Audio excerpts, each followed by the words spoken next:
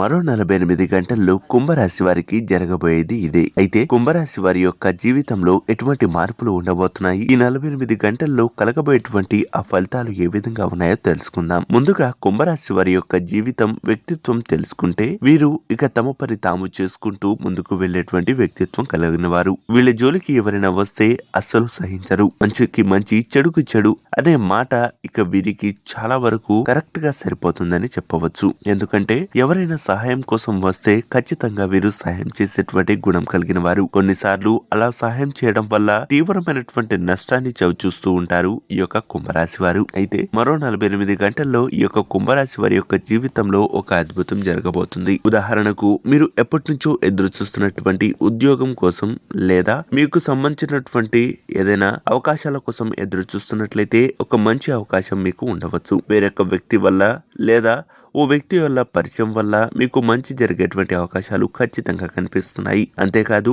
ఎప్పటి నుంచో కోర్టు వివాదాలు లేదా మీ కుటుంబ సభ్యులు సమసిపోయేటువంటి అవకాశాలు ఉన్నాయి.